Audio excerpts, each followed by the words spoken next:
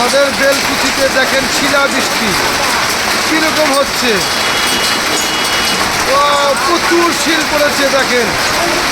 বেলকুচির road কিন্তু একদম শিলে ভরে গেছে দেখেন। আমি ভিডিওটা করতেছি মার্কেটের উপর থেকে। দেখেন আমাদের দোকান পর্যন্ত চলে আসছে।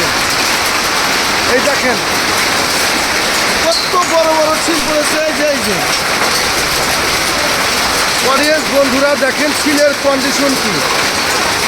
আল্লাহ সবাইকে রক্ষা করো। দেখেন রোডের শিল দিয়ে একদম সাদা হয়ে গেছে। আমাদের মার্কেটে মোবাইল মার্কেটে কিন্তু চলে আসছে শিল। দেখেন এই যে কতগুলা শিল দেখছেন, সব শিল চলে আসছে আমাদের এখানে। ইত্যাদির সময় দেখেন প্রচুর শিল করেছে দেখেন, এটা না বললে নয়।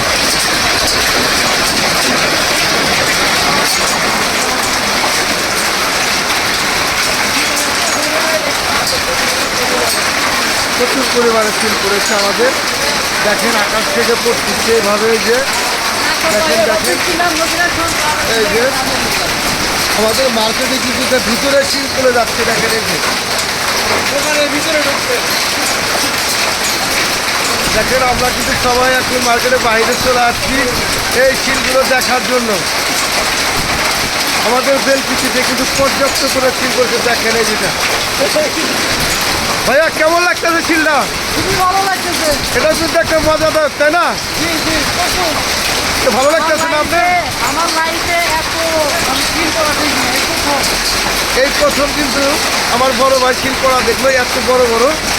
আমাদের কিন্তু পুরো আইস হয়ে গেছে। দেখেন এই যে আমাদের বেলকুচি রোড কেমন, আমাদের বেলকুচিটা শিলে ভরে গেছে কিন্তু, এটা না বললে নয়।